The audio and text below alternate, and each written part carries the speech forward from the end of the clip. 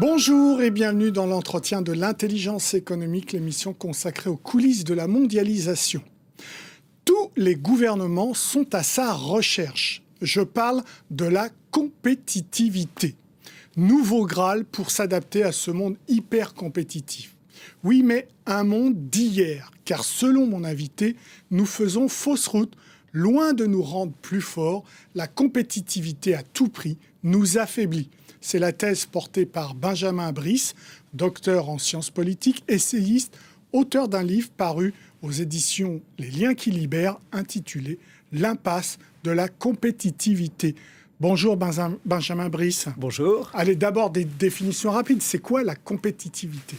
Alors, la compétitivité est un terme assez difficile à définir, mais on peut faire une approximation, c'est la contrainte économique extérieure. C'est venu au premier plan dans le début des années 80, avec la concurrence du Japon vis-à-vis des États-Unis et de l'Europe.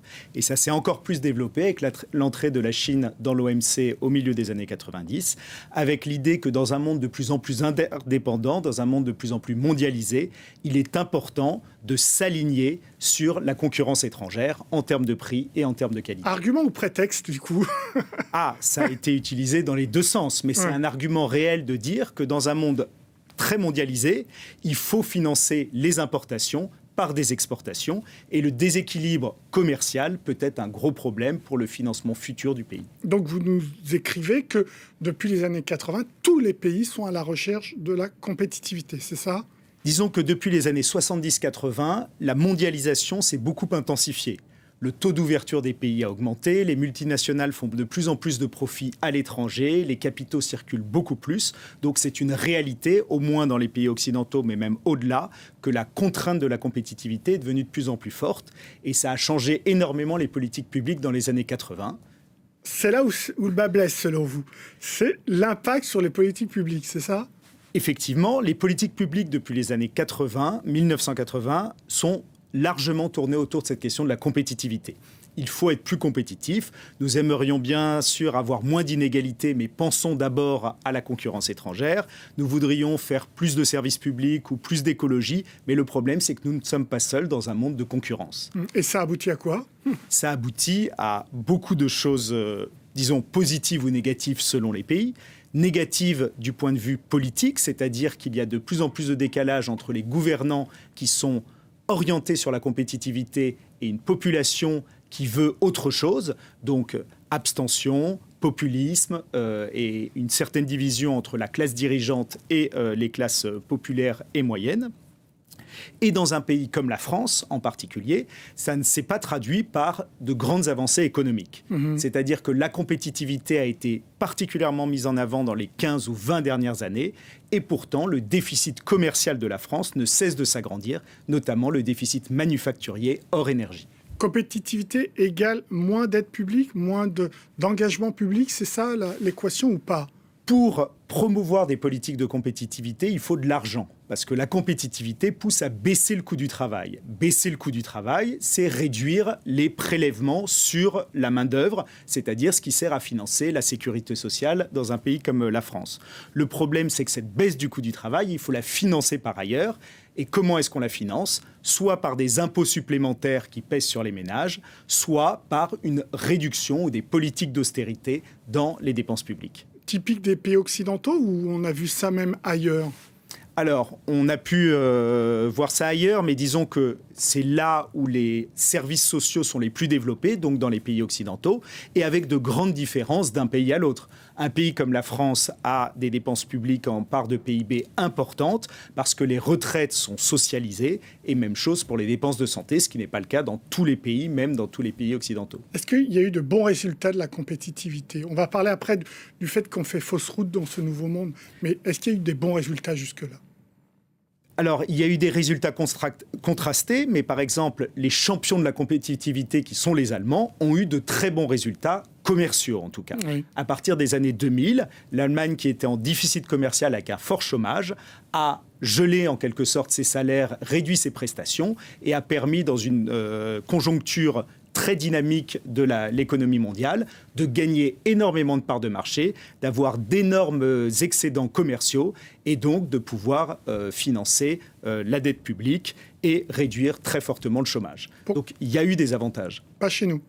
Mais ça n'a pas été le cas en France, comme cela n'aura échappé à personne. D'ailleurs, depuis 20 ans en France, on se dit qu'il faut absolument imiter et rattraper le modèle allemand. Ça a été le leitmotiv de la plupart de nos dirigeants sous Nicolas Sarkozy, François Hollande, Emmanuel Macron. Il faut faire la même chose. Le problème, c'est que le contexte n'est plus le même et qu'en France, en tout cas, ces politiques jusqu'ici n'ont pas donné les résultats escomptés. Le chômage baisse, mais la précarité augmente. Et du côté du déficit commercial, les résultats ne sont pas là. On sait pourquoi. C'est parce qu'on n'est pas allé suffisamment loin dans le fait de déprotéger les salariés, je dirais. C'est effectivement le discours qui est servi depuis maintenant, disons, 10 ou 20 ans. Nous ne sommes pas allés suffisamment loin. Il faut aller encore plus loin.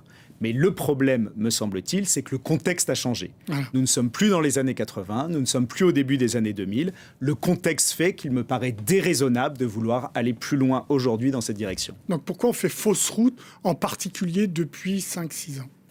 Nous faisons fausse route parce que le contexte international n'est pas défini uniquement par la recherche de compétitivité. Nous avons l'impression dans la définition des politiques publiques que la compétitivité est la chose la plus importante. Or, il ne me semble pas que ce soit le cas. En tout cas, ce n'est pas la seule chose importante en termes de contraintes extérieures. Il y a également la contrainte géopolitique. Oui. Les relations se tendent. Nous avons dû couper nos relations avec la Russie. Peut-être qu'un jour, il faudra faire la même chose avec la Chine. Cela suppose donc de mettre en avant la résilience et de regarder nos sources d'approvisionnement, de réduire les importations et non pas de rester complètement concentré sur les exportations qui nous rendent plus vulnérables. Il y a le défi écologique qui nous demande plus de sobriété matérielle, donc de réduire notre volume de consommation et non pas d'exporter toujours plus et donc d'importer pour, consommer toujours plus au service des consommateurs. Et la dernière chose, c'est la cohésion sociale. On sait qu'en France, la cohésion sociale est gravement atteinte. Les politiques sont très impopulaires et il y a beaucoup de tensions sociales dans le pays. Il y a un moment où les politiques de compétitivité, nous nous sommes rendus compte, vont à l'encontre de cette cohésion sociale en accentuant d'un côté les inégalités et deuxièmement en mettant des politiques de réduction de dépenses publiques dans les services publics. Et cela, il va aussi falloir revenir dessus. On fait tous fausse route, je veux dire l'Allemagne, la France, les États-Unis, le Japon. C'est une question importante et il est presque impossible de répondre de manière unique pour tous ces pays. Ce que je dirais, c'est que la France fait particulièrement fausse route parce que nous ne tirons pas bénéfice de cette obsession de la compétitivité. Nous sommes en déficit extérieur, ce qui nous coûte très cher parce que nous nous endettons vis-à-vis du reste du monde. Nous sommes obligés de réduire nos dépenses publiques et ainsi de suite. Pour des pays comme l'Allemagne, les Pays-Bas, qui bénéficient énormément de la compétitivité extérieure, je crois que le problème est à long terme. Et l'Allemagne se pose aujourd'hui beaucoup de questions depuis l'épisode russe. Entre 2014 et 2021, l'Allemagne a augmenté sa dépendance au gaz russe malgré l'annexion de la Crimée. Donc l'Allemagne se rend compte que les défis géopolitiques vont à l'encontre de sa volonté de s'insérer encore de manière plus importante dans la division internationale du travail. Et aujourd'hui, l'Allemagne est prise entre deux feux. D'un côté, ses industries ont très envie d'investir massivement en Chine, et de l'autre, la raison demande d'y aller quand même avec prudence, avec beaucoup de prudence. Et pour l'écologie, il faut savoir que la consommation, l'empreinte carbone liée à la consommation d'un Allemand est 50% supérieure à celle d'un Français. Donc ce modèle et ses succès de compétitivité ont un coût écologique. Vous entendez cette petite musique quand même depuis le Covid, souverainisme économique, réindustrialisation. Donc visiblement, on change légèrement de cap. Pas suffisamment d'après vous ? Nous changeons de cap et c'est une très bonne chose, mais pas suffisamment du tout. C'est-à-dire que quand on regarde les grandes masses internationales, depuis la crise de 2008, la Chine, l'Inde, la Russie, les États-Unis ont réduit leur dépendance aux importations par rapport à leur PIB. Au contraire, l'Allemagne, l'Italie, la France, l'Espagne ont augmenté leur dépendance aux importations.